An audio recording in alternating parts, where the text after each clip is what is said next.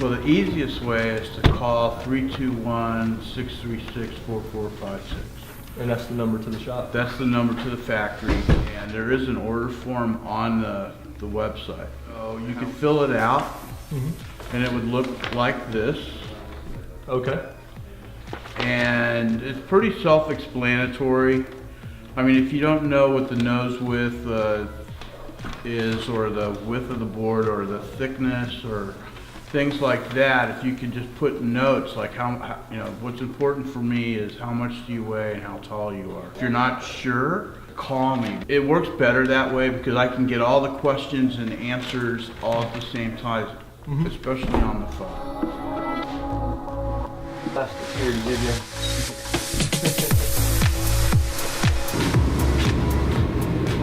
Hey, good morning. Hey, how you doing? My name's Jesse. I'm Jim Hannon. Nice to meet you. All right, likewise. Nice to meet you. Here, get your board made. Yes, sir. This is the board. This is it, right here. All right.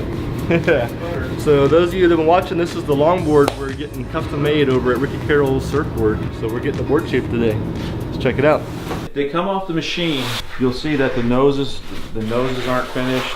There needs to be some way for the machine to grab hold on. You get the basic shape, but like any kind of chine or concaves or anything like that has to be put in by hand. So there's still some things the machine can't do. Back when the machine started, a lot of people were like, oh, really, they're starting to understand that actually it's just the technology that helps us get the numbers out, but the shape and the craftsmanship is still there. This is how it comes off the machine, and this is after me working on it a little bit.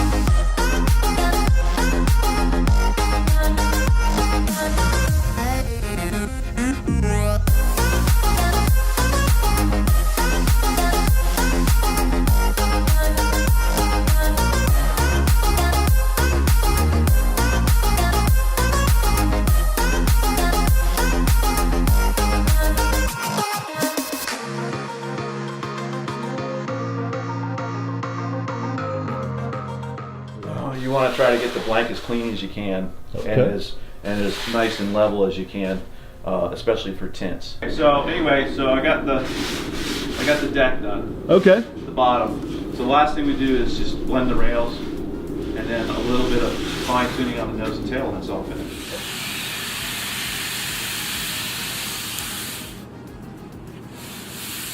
So now we're going to run over to the lamination area and see how the boards get glassed, how the lamination works, and that whole process. So we were there earlier, that's where the shaping goes on. Now we're coming over to the lamination building. It smells like money. I tell my wife all the time, I come home, she's like, hey, you smell like resin. I'm like, that's money. Now here, I'm just gonna start with a little bit at a time.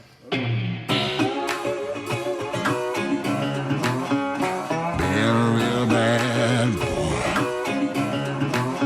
I've got a ton of gravel in my shoes, world on my shoulder, a heart full of blues. I'm in the dirt, down in the dirt.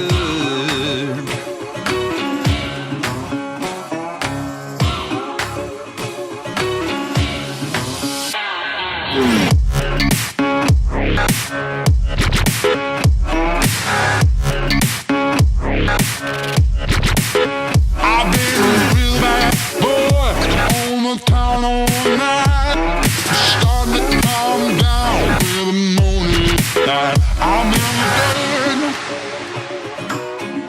down in the dirt.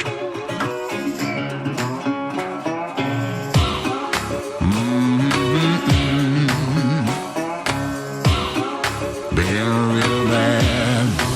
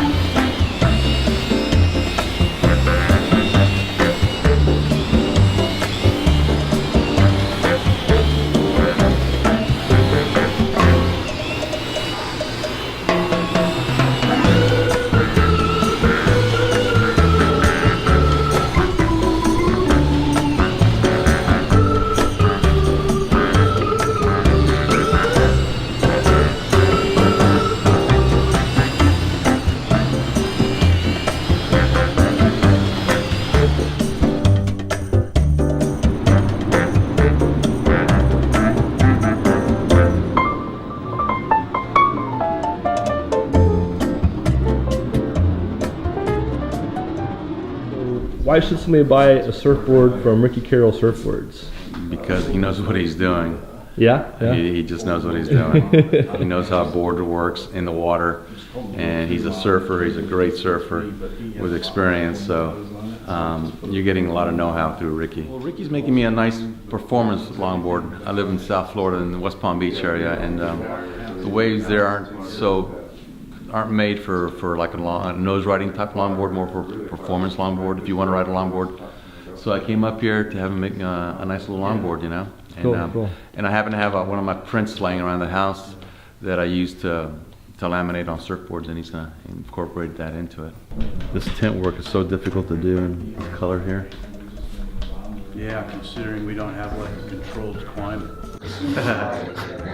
We have what we call the 6 foot and offshore rule. Okay. If it's close to 6 foot and offshore, you don't have to show up to work.